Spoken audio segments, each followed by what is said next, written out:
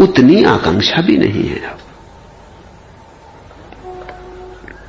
न किसी वस्तु की इच्छा करता है, क्योंकि जिसने भक्ति को जान लिया वस्तुएं व्यर्थ हो गई। तुम जब कभी प्रेम को जानते हो तब भी वस्तुएं व्यर्थ हो जाती हैं। तुमने कभी ख्याल किया, प्रेमी एक दूसरे को वस्तुओं की भेंट देने लगते, वो प्रेम का लक्षण है। क्यों? अब वस्तुओं का मोह नहीं रह जाता, वस्तुएं देने योग्य हो जाती, पकड़ रखने योग्य नहीं रह जाती। जिसे तुम प्रेम करते हो उसे तुम सब दे देना चाहते हो, इसलिए कंजूस प्रेम नहीं कर पाते। कृपण आदमी के जीवन में कोई प्रेम नहीं हो सकता, क्योंकि कृपणता और प्रेम एक साथ नहीं हो सकते, एक ही घर में उन दोनों का निवास नहीं हो सकता। तो ध्यान रखना, कृपण तो प्रेमी भी नहीं हो सकता, भक्त होना तो असंभव। लेकिन अक्सर तुम कृपणों को भक्त पाओगे, वो भक्ति झूठी है। निजाम हैदराबाद भक्त आदमी थे, लेकिन मैंने सुना है दुनिया के सबसे बड़े संपत्तिशाली आदमी थे, इतनी बड़ी संपत्ति और किसी के पास नहीं। लेकिन कृपण तुम ऐसा आदमी ना पाओगे। जो टोपी उनको सिंहासन पर बैठते वक्त पहनी थी, वो 40 साल उसको पहने रहे, उससे बास आती थी, वो इतनी गंदी हो गई थी। वो उसको धुलने नहीं देते थे, क्योंकि धुलने में कहीं बिगड़ ना जाए, कहीं खराब ना हो जाए। वो मरते दम उसी को पहने रहे। मेहमान सिगरेट अधजली छोड़ जाते तो एस्ट्रे से वो इकट्ठे कर लेते थे खुद पीने के लिए। ये तुम भरोसा ना करोगे। और ये आदमी भक्त था, 5 बार इबादत करता था भगवान की। ये असंभव है, ये बिल्कुल असंभव है। ये आदमी किसको धोखा दे रहा है? अभी तो इस आदमी के जीवन में प्रेम भी नहीं, जली सिगरेटें, झूठी सिगरेटें इकट्ठी कर रहा है। जैसे ही मेहमान जाए, जो पहला काम निजाम करते थे वो ये कि जल्दी से सिगरेटें संभाल के रख लेना, फिर फुर्सत से पिएंगे। जहां भी तुम कृपण को पाओ, वहां तुम समझ लेना कि अगर वो भगवान की बातें कर रहा हो, प्रेम और भक्ति की बातें कर रहा हो, तो वो किसी गहरे घाव को छिपाने की तरकीबें। कृपण कभी भक्त नहीं हो सकता, कृपण प्रेमी ही नहीं हो पाता। वो पहली ही सीढ़ी नहीं चढ़ता, दूसरी पर तो पहुंचेगा कैसे? जब तुम प्रेम करते हो तत्क्षण तुम्हारी पकड़ वस्तुओं से उठ जाती। तुम भेंट कर सकते हो, दान दे सकते हो, और देख के तुम प्रसन्न होते हो, उदास नहीं। और जो तुमसे ले लेता है तुम उसके अनुग्रहित होते हो कि उसने हल्का किया। तुम ऐसा नहीं सोचते कि वो तुम्हारा अनुग्रहित होए, क्योंकि अगर उतना भी रह गया तो सौदा हुआ, फिर तुम कृपण हो। हिंदुस्तान में रिवाज है, ब्राह्मण घर आए तो पहले उसे भेंट दो, दान दो, फिर दक्षिणा भी दो। दक्षिणा का मतलब होता है धन्यवाद कि तुमने भेंट स्वीकार की। दक्षिणा बड़ा अद्भुत शब्द है। पहले दान दो, और चूंकि ब्राह्मण ने स्वीकार किया, इंकार भी कर सकता था, फिर दक्षिणा दो कि धन्य भाग कि तुमने स्वीकार किया। तुम इंकार कर देते तो मेरा प्रेम अधूरा वापस लौट आता। तुमने द्वार दिया, इसलिए प्रेमी अनुग्रहित होता है देकर। भक्त सब लुटा के अनुग्रहित होता है। किसी वस्तु की इच्छा नहीं करता है, न द्वेष करता है, क्योंकि जब इच्छा ही न रही तो द्वेष कहां? द्वेष तो इच्छा की छाया है। जब तक तुम इच्छा करते हो तब तक द्वेष भी करोगे, क्योंकि जो वस्तु तुम चाहते हो अगर किसी और के कब्जे में है तो तुम क्या करोगे? तुम द्वेष करोगे, तुम ईर्ष्या करोगे, तुम जलोगे। न आसक्त होता है, क्योंकि जब इच्छा ही न रही। समझ लो इसको ठीक से, जिसके जीवन में वस्तुओं की इच्छा है उसका अर्थ है कि उसने प्रेम को नहीं जाना। पहली बात, वो चूक गया। वस्तुएं तो पड़ी रह जाएंगी, प्रेम साथ जाता है, थोड़ा जाता। भक्ति होती तो पूरा जाता, उतना जाता जितना प्रेम था, जितना खालिस सोना था साथ चला जाता, शेष विजाती पड़ा रह जाता। अगर तुम प्रेम तक नहीं पहुंच पाए तो उसका अर्थ केवल इतना है, तुम जो भी इकट्ठा कर रहे हो वो सब मौत छीन लेगी। इसलिए कृपण मौत से डरता है, जीता नहीं और मौत से डरता है। जीने की तैयारी करता है, जीता कभी नहीं, क्योंकि जीने में तो खर्च है, जीने में तो प्रेम लाना पड़ेगा, जीने में तो व्यक्तित्व प्रवेश कर जाएंगे, वस्तुओं की दुनिया समाप्त हो जाएगी।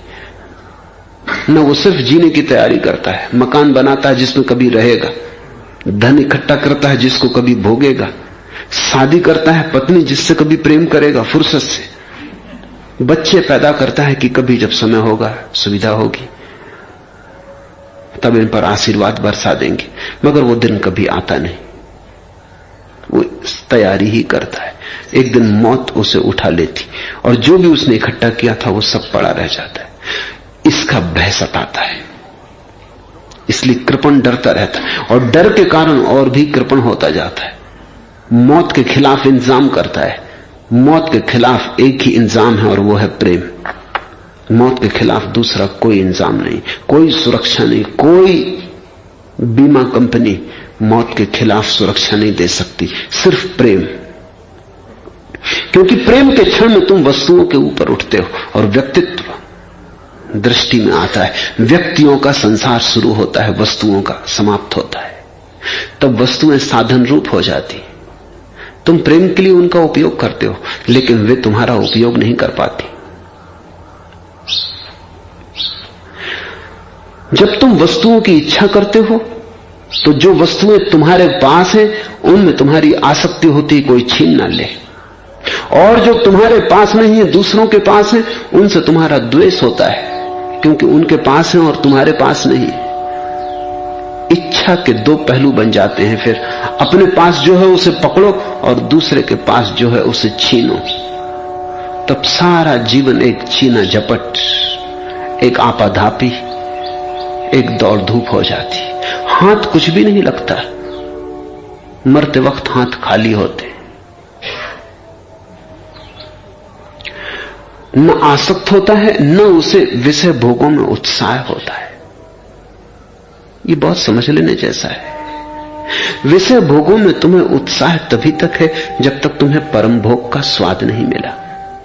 क्षुद्र को भोगता आदमी तभी तक है जब तक विराट के भोग का द्वार नहीं खुला।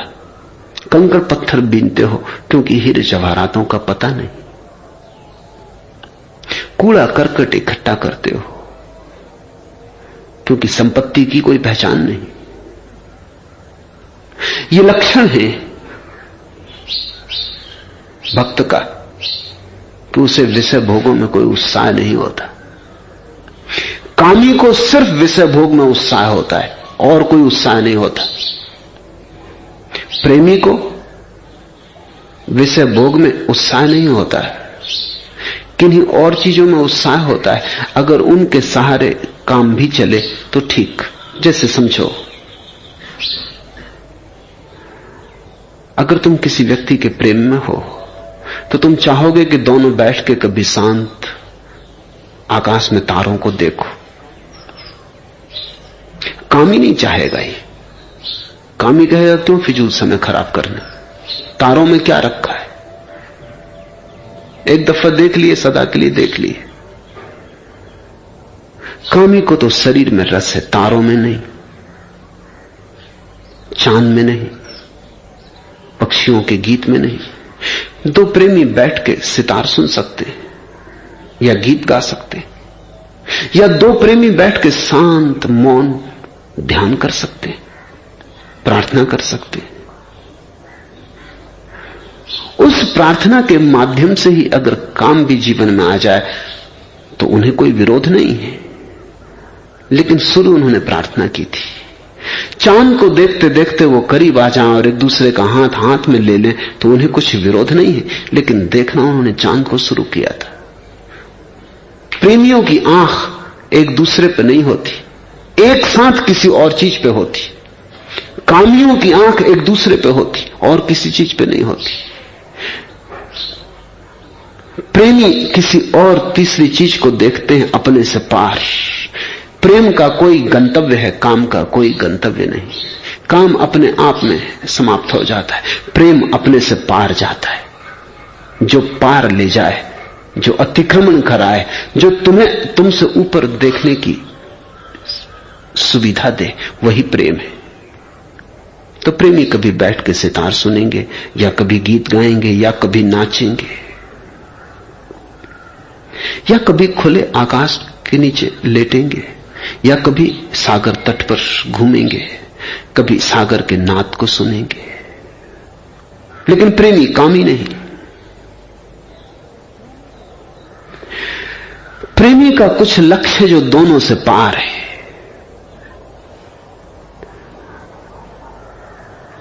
लेकिन बार बार उस लक्ष्य से वो अपने पर लौट आएंगे।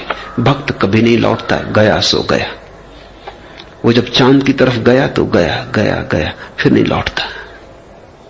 भक्त पीछे लौटना नहीं जानता। कामी तो कहीं जाता ही नहीं, प्रेमी जाता है, लौट लौट आता है। भक्त गया सो गया।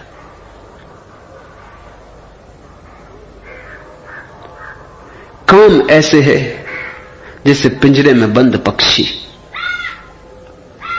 कहीं जाता नहीं, वहीं पिंजरे में उछल कूद करता रहता है, वहीं हलन चलन करता रहता है, बस पिंजरा उसकी सीमा है। प्रेम ऐसे है जैसे कबूतर उड़ते हैं आकाश में, फिर अपने घर पर वापस लौट आते। पिंजरों में बंद नहीं, न लौटे तो कोई उन्हें बुलाता नहीं, कोई पकड़ने नहीं जा सकता, अपने से लौट आते। घर के ऊपर एक छत्ता लगा दिया होता है, उड़ते हैं दूर आकाश में, बड़ी दूर की यात्रा करते हैं, थकते हैं, लौट आते हैं वापस। प्रेमी ऐसे पक्षी हैं जो पिंजरों में बंद नहीं हैं, जाते हैं दूर अपने से पार, लौट लौट आते हैं। भक्त ऐसा पक्षी है जो गया सो गया, उसका लौटने को कोई घर नहीं, उसका घर सदा आगे है और आगे।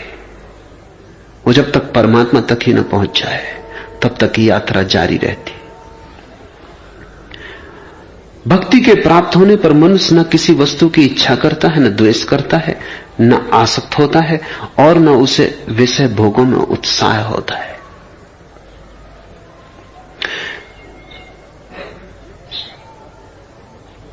यत् ज्ञात्वा मत्तो भवति स्तब्धो भवति आत्मा रामो भवति।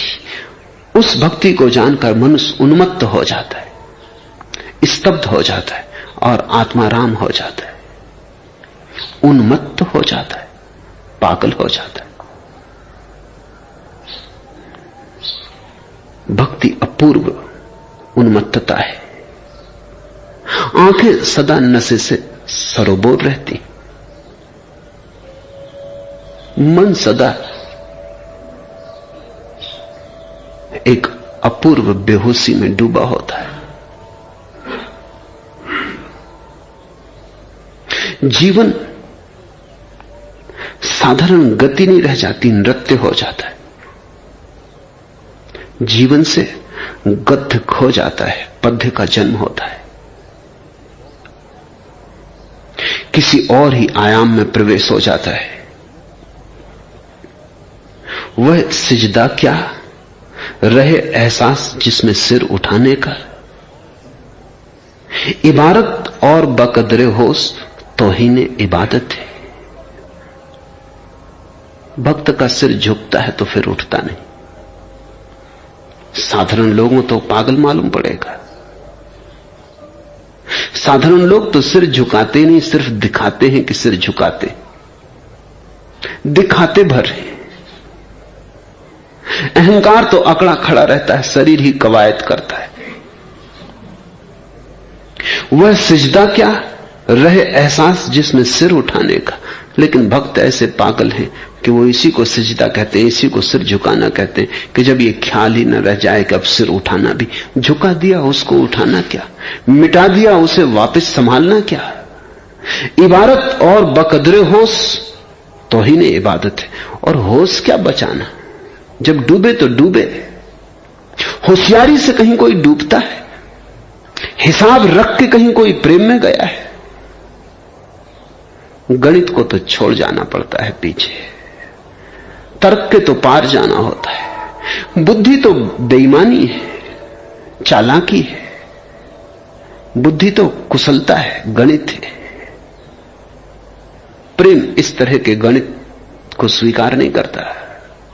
फिर भक्ति की तो बात ही क्या। प्रेम में भी गणित टूटने लगता है। प्रेम में भी 2 2 4 नहीं होते सदा, कभी 5 हो जाते हैं, कभी 3 ही रह जाते हैं।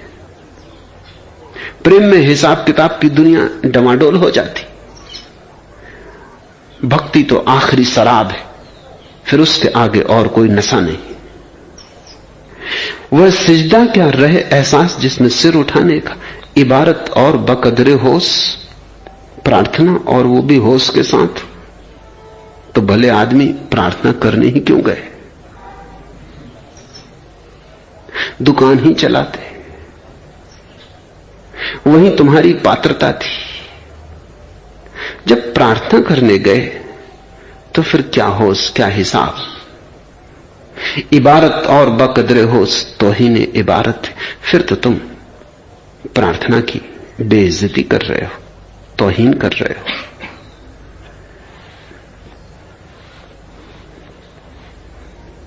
सुना है मैंने, एक फकीर दीवाना हो गया। घर के लोग समझे नहीं, मित्र परिजन पहचाने नहीं। ये बीमारी न थी, ये जो आदमियों की साधारण बीमारी है उससे मुक्त हो जाना था। लेकिन साधारण बीमारी को हम स्वास्थ्य समझते हैं। उन्होंने वैद्य को बुला लिया। वैद्य ने उसकी नब्ज को जांच की तो कहते हैं उस फकीर ने कहा, चारागर मस्त की दुनिया है जमाने से जुदा। होश में आ कि जहां हम हैं वहां होश नहीं। होश में आ कि जहां हम हैं वहां होश नहीं। कहा वैद्य, मस्तों की दुनिया और ही दुनिया है, ये तू क्या कर रहा है? होश में आ, क्या नब्ज पकड़ रहा है? मस्तों की एक और ही दुनिया है। दीवाने कुछ और ही आयाम में जीते, उसे हम समझें कि वो आयाम क्या है। तुम कहां जीते हो? तुम वहां जीते हो जहां गणित है, हिसाब है, साफ सुथरी रेखाएं हैं।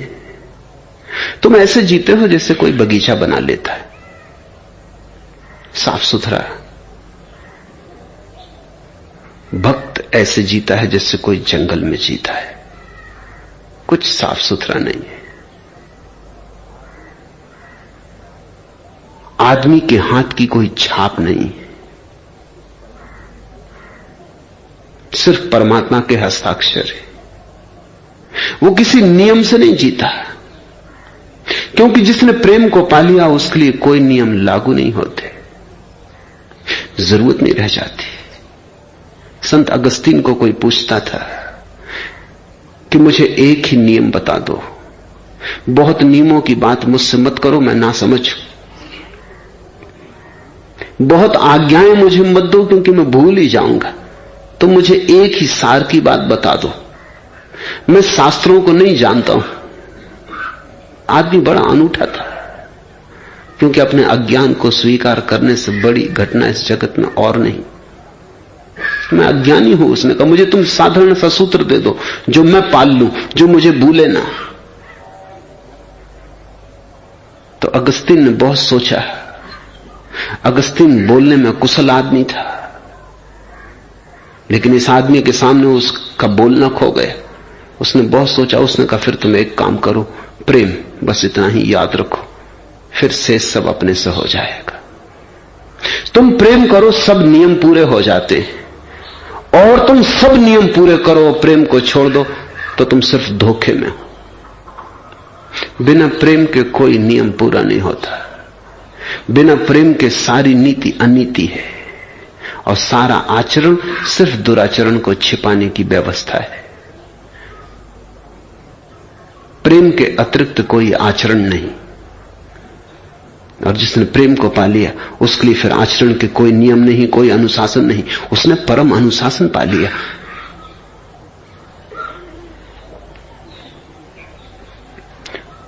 उस भक्ति को जानकर मनुष्य उन्मत्त हो जाता है। ये वर्णन है, ये व्याख्या है, परिभाषा नहीं।